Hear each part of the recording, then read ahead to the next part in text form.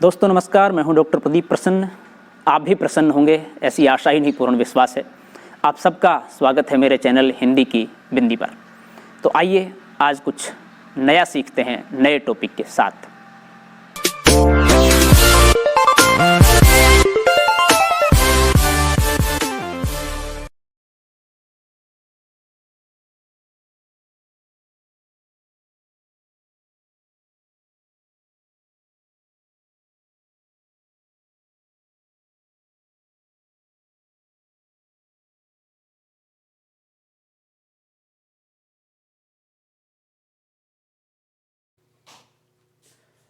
विद्यार्थियों, आज की वीडियो हम बना रहे हैं कक्षा 12 की हिंदी पाठ्य पुस्तक अंतरा भाग 2 के दूसरे पाठ, जिसे कि सूर्यकांत त्रिपाठी निराला ने लिखा है। आपकी दो कविताएं यहाँ गीत गाने दो और सरोज स्मृति के अंश इसमें लिए गए हैं।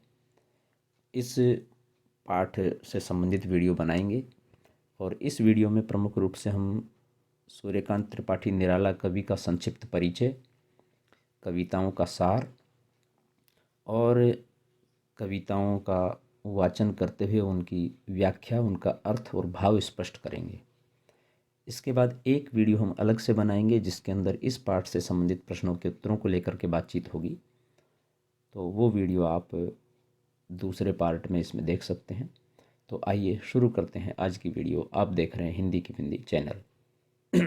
सूर्यकांत त्रिपाठी निराला सन 1898 से 1961 तक का इनका जीवन काल रहा। निराला का जन्म बंगाल में मेदिनीपुर जिले के महिषादल गांव में हुआ था। उनका पितृग्राम उत्तर प्रदेश के गढ़कोला उन्नाव है। उनके बचपन का नाम सूर्य कुमार था। बहुत छोटी आयु में ही उनकी मां का निधन हो गया। निराला की विधिवत स्कूली शिक्षा 9वीं कक्षा तक की हुई। पत्नी की प्रेरणा से निराला की साहित्य और संगीत में रुचि पैदा हुई। यानी कि जीवन में संघर्ष रहे। माँ का देहांत बहुत जल्दी हो गया, शिक्षा पूर्ण नहीं हो पाई, लेकिन पत्नी ने प्रेरणा दी। सन 1918 में उनकी पत्नी का देहांत हो गया और उसके बाद पिता, चाचा, चचेरे भाई एक एक कर सब चले गए। यानी कि बड़ा कष्टमय, दुखमय जीवन इनका रहा है। अंत में पुत्री सरोज की मृत्यु ने निराला को भीतर से झकझोर दिया। अपने जीवन में निराला ने मृत्यु का जैसा साक्षात्कार किया था, उसकी अभिव्यक्ति उनकी कई कविताओं में दिखाई देती है। यानी कि एक के बाद एक सभी छोड़ते हुए चले गए उनको। सन 1916 में उन्होंने प्रसिद्ध कविता जूही की कली लिखी, जिससे बाद में उनको बहुत प्रसिद्धि मिली और वे मुक्त छंद के प्रवर्तक भी माने गए। जूही की कली निराला की बड़ी प्रसिद्ध रचना है और बहुत ही चर्चित रचना है और काफ़ी विवाद भी उस पर हुआ। उसमें जो सिंबल्स हैं, प्रतीक हैं, वो काफ़ी अनेक संदर्भों के लिए जाने जाते हैं। कुछ समीक्षकों ने उसे अश्लील कविता भी कहा है। निराला सन 1922 में रामकृष्ण मिशन द्वारा प्रकाशित पत्रिका समन्वय के संपादन से जुड़े। सन 1923-24 में वे मतवाला के संपादक मंडल में शामिल हुए। वे जीवन भर पारिवारिक और आर्थिक कष्टों से जूझते रहे। अपने स्वाभिमानी स्वभाव के कारण निराला कहीं टिककर काम नहीं कर पाए। अंत में इलाहाबाद आकर रहे और वहीं उनका देहांत हुआ। यानी कि लंबे समय तक एक यायावरी जीवन उन्होंने जिया, घूमते फिरते रहे। छायावाद और हिंदी की स्वच्छंदवादी कविता के प्रमुख आधार स्तंभ निराला का काव्य संसार बहुत व्यापक है। उनमें भारतीय इतिहास, दर्शन और परंपरा का व्यापक बोध है और समकालीन जीवन के यथार्थ के विभिन्न पक्षों का चित्रण है। हिंदी साहित्य में एक विधा, एक युग आता है, आधुनिक काल। उसके अंदर छायावाद एक विशेष वाद चलता है, जिसके अंदर 4 प्रमुख कवियों को शामिल किया गया है, जिसमें एक निराला हैं, महादेवी वर्मा, जयशंकर प्रसाद और सुमित्रानंदन पंत। निराला जी उसके प्रमुख कवि हैं। निराला जी ने भारतीय इतिहास, दर्शन, परंपरा आदि का बोध अपने जीवन के यथार्थ के साथ कविताओं में रचा है और ऐसे कम कवि हैं जिस तरह की रचनाएं निराला ने की है वैसी अन्य ने की हो। भावों और विचारों की जैसी विविधता, व्यापकता और गहराई निराला की कविताओं में मिलती है, वैसी बहुत कम अन्य कवियों में है। उन्होंने भारतीय प्रकृति और संस्कृति के विभिन्न रूपों का गंभीर चित्रण अपने काव्य में किया है। भारतीय किसान जीवन से उनका लगाव उनकी अनेक कविताओं में व्यक्त हुआ है। निराला बहुत सादा जीवन जीने वाले कवि के रूप में, व्यक्ति के रूप में पहचाने जाते हैं। एकदम आम लोगों से जुड़ी हुई कविताएं उनकी हैं, जो कि यह जीवन उन्होंने यथार्थ में जिया भी है। यद्यपि निराला मुक्त छंद के प्रवर्तक माने जाते हैं, तथापि उन्होंने विभिन्न छंदों में भी कविताएं लिखी हैं। मुक्त छंद के प्रवर्तक के रूप में निराला का प्रमुख कार्य है, वो जाने जाते हैं, लेकिन छंद युक्त कविताएं भी उनकी बड़ी प्रसिद्ध हुई हैं, बहुत कविताएं हैं। उनके काव्य संसार में काव्य रूपों की भी विविधता है। एक और उन्होंने राम की शक्ति पूजा और तुलसीदास जैसी प्रबंधात्मक कविताएं लिखी, तो दूसरी ओर प्रगीतों की भी रचना की। प्रगीत एक विधा होती है कविताओं में ही, तो उसकी भी रचना की। उन्होंने हिंदी भाषा में गज़लों की भी रचना की है। उनकी सामाजिक आलोचना व्यंग्य के रूप में उनकी कविताओं में जगह जगह प्रकट हुई है। यानी कविताओं के अलग अलग फॉर्म में, अनेक विधाओं में उन्होंने लिखा है। निराला की काव्य भाषा के अनेक रूप और स्तर हैं। राम की शक्ति पूजा और तुलसीदास में तत्सम प्रधान शब्दावली है, यानी कि संस्कृत निष्ठ शब्द इस कविता में अनेक मिल जाएंगे। तो भिक्षुक जैसी कविता में बोलचाल की भाषा का सृजनात्मक प्रयोग है, यानी कि एक तरफ संस्कृत निष्ठ तत्सम शब्दावली, दूसरी तरफ देशज शब्दावली, यानी कि भाषा पे कितनी पकड़ है उनकी। जैसा भाव, जैसा शीर्षक, जैसी परिस्थिति, वैसी भाषा का प्रयोग करने में सिद्धत थे निराला। भाषा का कसाव, शब्दों की मितव्ययता और अर्थ की प्रधानता उनकी काव्य भाषा की जानी पहचानी विशेषताएं हैं। निराला की प्रमुख काव्य कृतियाँ हैं परिमल, गीतिका, अनामिका, तुलसीदास, कुकुरमुत्ता, अणिमा, नए पत्ते, बेला, अर्चना, आराधना, गीत गुंज आदि। निराला ने कविता के अतिरिक्त कहानियाँ और उपन्यास भी लिखे। उनके उपन्यासों में बिल्लेसुर बकरिया विशेष चर्चित हुए। उनका संपूर्ण साहित्य निराला रचनावली के 8 खंडों में प्रकाशित हो चुका है। गीत गाने दो कविता में निराला ने ऐसे समय की, अभी बात करते हैं जो कविता दो, एक तो सरोज स्मृति जिसका छोटा अंश यहाँ पर लिया गया है, गीत गाने दो। इनकी थोड़ी सी रूपरेखा क्या है, विषय वस्तु क्या है, उनके सार के बारे में जान लेते हैं।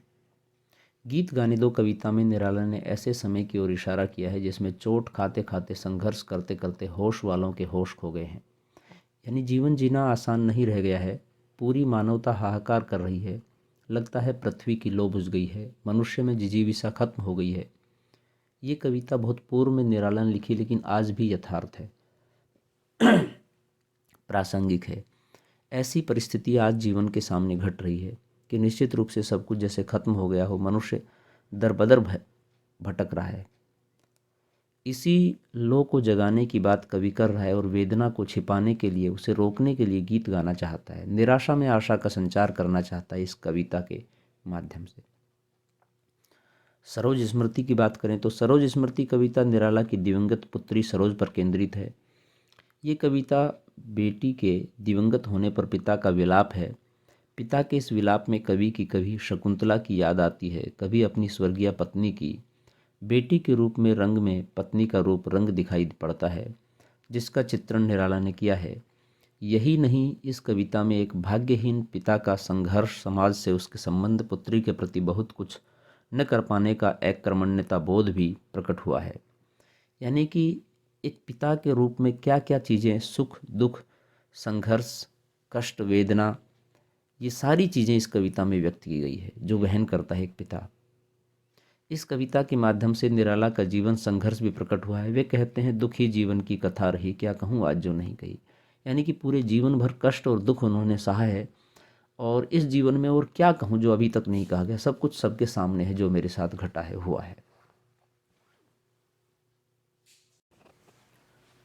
विद्यार्थियों, अब हम कविता को पढ़ते हुए उसका अर्थ, भाव और व्याख्या करते हुए उसको स्पष्ट करेंगे। तो सबसे पहले गीत गाने दो मुझे, और इस कविता को हम पढ़ते हैं, सप्रसंग व्याख्या करते हैं उसकी। गीत गाने दो मुझे, गीत गाने दो मुझे तो वेदना को रोकने को, चोट खाकर राह चलते होश के भी होश छूटे। हाथ जो पाथे थे ठग ठाकुरों ने रात लूटे, कंठ रुकता जा रहा, आ रहा है काल देखो। गीत गाने दो मुझे। प्रस्तुत पद्यांश प्रसिद्ध छायावादी कवि सूर्यकांत त्रिपाठी निराला रचित कविता गीत गाने दो मुझे से लिया गया है। कवि अपने युग की भयंकर स्थितियों का चित्रण करता हुआ कहता है कि मेरी पीड़ा, मेरा दुख इतना बढ़ गया है, इतना गहरा हो गया है कि मैं उसे सह नहीं सकता, इसलिए तुम मुझे पीड़ा के गीत गाने दो। मैं गाकर अपनी पीड़ा व्यक्त कर देना चाहता हूँ। मैंने जीवन के रास्ते पर चलते हुए इतनी चोटें खाई हैं कि होश के भी होश छूट जाएं। अर्थात संकट में जीवन जिया है, होश भी बेहोश हो जाए। मेरे हाथ में रास्ते के लिए जो सहारे थे, जीने के जो भी साधन थे, वे मालिकों के वेश में रहने वाले ठगों ने छीन लिए। शासक और ठग एक सी भूमिका निभा रहे हैं आजकल। कवि कहता है कि अब तो गला रुंध रहा है और मौत सामने खड़ी है, मुझे गा लेने दो। विशेष कविता गे है, गहन दुख की अभिव्यक्ति इसमें हुई है। ठग ठाकुर में अनुप्रास अलंकार है। शासकों को ही ठग कहा गया है। भाषा सरल, प्रभायुक्त और मुक्त छंद का प्रयोग हुआ है। आगे कवि लिखते हैं, भर गया है जहर से संसार जैसे हार खाकर, देखते हैं लोग लोगों को सही परिचय न पाकर, बुझ गई है लो प्रथा की, जल उठो फिर सींचने को। कविवर निराला की ये कविता उनके काव्य के प्रगतिवादी दौर की है। कवि धरती के दुख दर्द को मिटाकर यहाँ सुखमय जीवन लाना चाहता है। वह कहता है कि सारा संसार पराजय के भाव से भर गया है, सभी समय से हार मान बैठे हैं। ऐसा लगता है कि संसार मानो जहर खाए बैठा है, अर्थात सभी द्वेष और हिंसा से भरे हैं। यानी कि माहौल ऐसा हो गया है कि किसी को किसी से स्नेह नहीं है, परिचय नहीं है, लगाव नहीं है, सब सिर्फ अपना सोचते हैं। लोग एक दूसरे को समझ नहीं पा रहे हैं। सारा जीवन बनावटी है, जो दिखता है वह झूठ है। कवि को लगता है कि पृथ्वीवासियों की जीने की इच्छा ही मर चुकी है। कवि अपने आप को जलाकर पृथ्वीवासियों के जीवन की लौ को, लपट को जीवित रखना चाहता है कि किसी तरह ये जिजीविषा जिंदा रहे। विशेष मुक्त छंद का प्रयोग हुआ है। भाव एवं विचार की लय ही प्रमुख है। कवि संसार को नया जीवन देना चाहता है। आधुनिक जीवन में बनावटीपन बढ़ता जा रहा है, उन सब का विरोध इस कविता में प्रकट होता है। दूसरी कविता है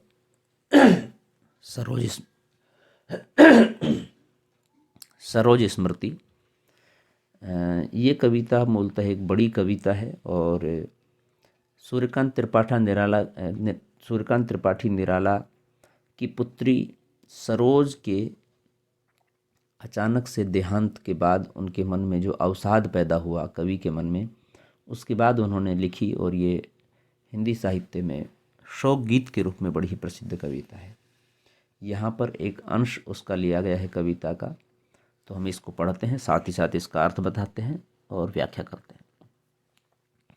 देखा विवाह आमूल नवल, तुझ पर शुभ पड़ा कलश का जल, देखती मुझे तू हंसी मंद, होठों में बिजली फंसी स्पंद, उर्मे भर झूली छवि सुंदर, प्रिय की अशब्द श्रृंगार मुखर, तो खुली एक उच्छ्वास संग, विश्वास स्तब्ध बंद अंग अंग, नत नैनों से आलोक उतर कांपा अधरों पर थर थर थर, देखा मैंने वह मूर्ति धीती, मेरे वसंत की प्रथम गीती। प्रस्तुत पद्यांश हिंदी के महान छायावादी कवि सूर्यकांत त्रिपाठी निराला विरचित कविता सरोज स्मृति से लिया गया है। अपनी 18 वर्षीय बेटी सरोज की स्मृति में लिखा गया यह हिंदी का सर्वश्रेष्ठ शोक गीत है। बेटी के विवाह के प्रसंग में निराला अपने मन के भाव व्यक्त करते हुए कहते हैं कि मेरी बेटी का विवाह सारी परंपराओं से हटकर था, इसलिए सभी ने उस नए ढंग के विवाह को देखा। विवाह के अवसर पर मंगल स्नान के लिए पवित्र जल कलश से तुझ पर डाला गया। हे बेटी, उस क्षण मुझे देखकर तू मुस्काई थी, शादी से तू खुश थी, तेरे होठों पर हल्की सी मुस्कुराहट ऐसी थी जैसे होठों में बिजली की चमक फंसी रह गई हो। बहुत चंचल मुस्कुराहट थी तुम्हारी, तुम्हारे दिल में तुम्हारे प्रिय की होने वाली पति की मूर्ति रही होगी, इसीलिए तो तुम्हारा श्रृंगार का भाव जो आज तक दमित था, गुप्त या छुपा हुआ था, आज प्रकट हो गया। यानी कि जो स्त्री स्वभाव युवा अवस्था में लड़कियों के मन में जो होता है वो सब उद्दीप्त हो रहा था। हे बेटी, तुमने उस क्षण सुख की लंबी सांस ली थी। तुम्हारा अंग अंग अपने होने वाले पति के प्यार में, विश्वास में बंधा था।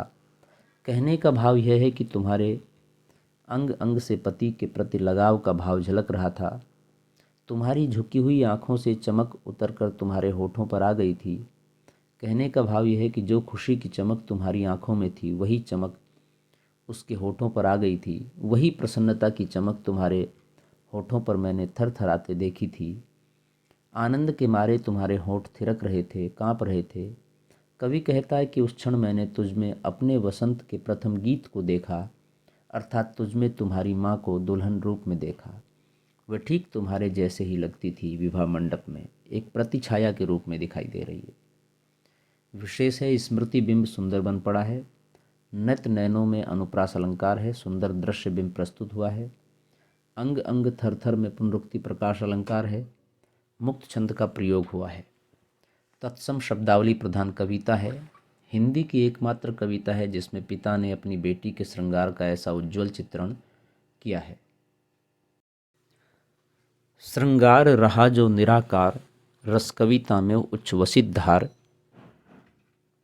गाया स्वर्गीय प्रिया संग, भारत प्राणों में राग रंग। रतिरूप प्राप्त कर रहा वही, आकाश बदल कर बना मही। हो गया ब्याह आत्मीय स्वजन, कोई थे नहीं न आमंत्रण। था भेजा गया विवाह राग, भर रहा न घर निश दिवस जाग। प्रिय मौन एक संगीत भरा, नवजीवन के स्वर पर उतरा। प्रसंग है व्याख्या के लिए दिया गया यह काव्यांश हिंदी के छायावादी कवि सूर्यकांत त्रिपाठी निराला द्वारा रचित कविता सरोज स्मृति से अवतरित है। कवि इस कविता में अपनी पुत्री सरोज के विवाह का स्मरण कर रहा है। व्याख्या है, विवाह के अवसर पर सरोज को सजाया संवारा गया था। उस समय उसके श्रृंगार का प्रभाव निराकार रूप में कविता में रस भरता प्रतीत हो रहा था। कवि ने ऐसा ही गीत अपनी प्रिया पत्नी के संग भी गाया था, जो उसके प्राणों में आजीवन राग रंग भरता रहा था। इस समय उसकी पुत्री विवाह के अवसर पर रति जैसी सुंदर लग रही थी। उसका यह दिव्य रूप आकाश को बदलकर पृथ्वी बनता प्रतीत हो रहा था। कवि कहता है कि सरोज का विवाह संपन्न हो गया। यह विवाह ऐसा था जिसमें कोई भी संबंधी शामिल नहीं थे, क्योंकि कवि ने इसके लिए किसी भी रिश्तेदार को निमंत्रण ही नहीं भेजा था। विवाह एकदम सादगी के साथ परिवारजनों की उपस्थिति में ही किया गया था। विवाह के समय कोई विशेष राग रंग नहीं था। लोगों को रात दिन जागना भी नहीं पड़ा था। सर्वत्र एक मौन भरा संगीत पसरा हुआ था। इस मौन संगीत में नए जीवन का स्वर विद्यमान था। विशेष पुत्री सरोज के विवाह की सादगी वर्णित है इसमें। काव्यांश में स्मृति बिंब उभरा है। राग रंग में अनुप्रास अलंकार है।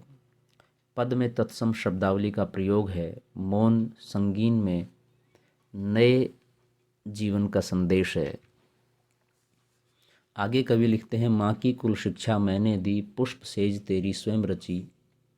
सोचा मन में वह शकुंतला, पर पाठ अन्य यह अन्य कला। कुछ दिन रह गृह तू फिर समोद, बैठी नानी की स्नेह गोद। मामा मामी का रहा प्यार, भर जलद धरा को ज्यों अपार। वे ही सुख दुख में रहे न्यस्त, तेरे हित सदा समस्त व्यस्त। वह लता वहीं की जहाँ कली, तू खिली स्नेह से हिली पली। अंत भी उसी गोद में शरण ली, मूंदे द्रग्व है महामरण।